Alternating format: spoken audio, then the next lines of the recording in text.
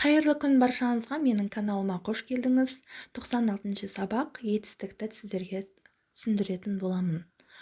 Бүгін сіздер мәтіндерге салыстырмалы талдау жасаймын.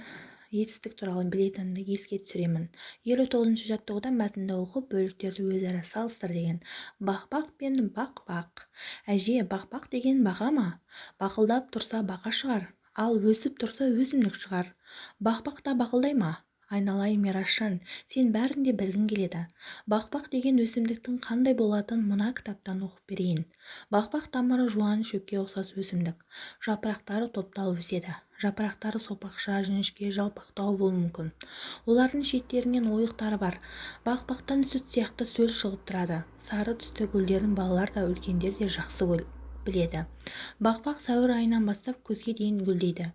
Гүлден ақ үлпек шығады. Бақбақ тау етегінде, өзен жағалауында, орманды жерлерде, тұрғын үйлердің жанында, арықтардың жағасында өседі. Мен оқимын, ойлаймын, ойнаймын кітабынан алынған мәтіннің қай бөлігі ғылыми танымдық мәтін, қай бөлігі көркем мәтін екенін сіздерге қазір айтамын. Бірінші бөлігі көркем мәтін деп алдық, ал екінші бөлігі ғылыми танымдық мәтін болады, балалар. 60-шы жаттығуда ребусты шеш деген шешуіндегі сөз туралы не білетінді айт деген екен. Сіздерге 3 сурет көрсетіліпті: етік, сәбіз, үтік.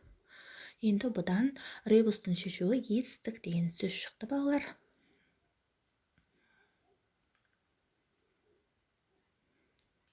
Алпыс бірінші жаттығуда жұмбақты оқып жатқа жаз деген екен.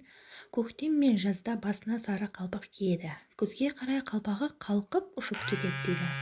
Етістердің астынсыз, дара немесе күрделі екенін айт деген екен, балалар.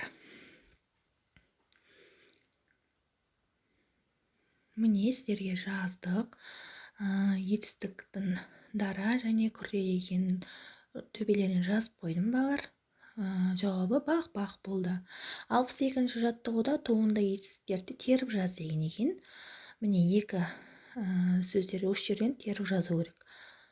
Неліктен туынды етістігі екенін айту керек. Туынды етістіктерге жырла, ақылдас, биле, тұзда, сыйла, ұсақта деген сөздерді алдық. Отан туралы жырла, ананмен ақылдас, биле, ақылмен ойла, етті тұзда, ақшаны ұсақта.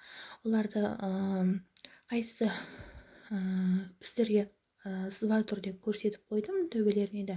Зат есім екенін, қайсы сын есім екенін жазып қойдым. Дәл осылай жазып алсаңыздар болады. 63-ші жаттығуда тиім сөздерді оқып жатқа жаз деген екен.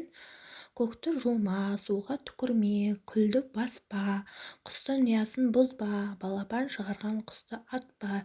Әрине бұл жерде барлығы тиім сөздер екен. Сіздерге астын сызып көрсетіп қойдым. Осылай жазып алсаңыздар болады. 64-ші жаттығуда сызбаға қарап етістік туралы білетінді жинақта деген екен.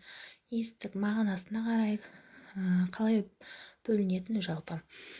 Етістік заттың іс-әрекетін, қимылын білдіреді. Сұрақтары: не істеді, не қылды, қайтты. Құрамына қарай бөлінеді, дара және күрделі болып. Тұлғасына қарай бөлінеді, негізгі және туынды болып.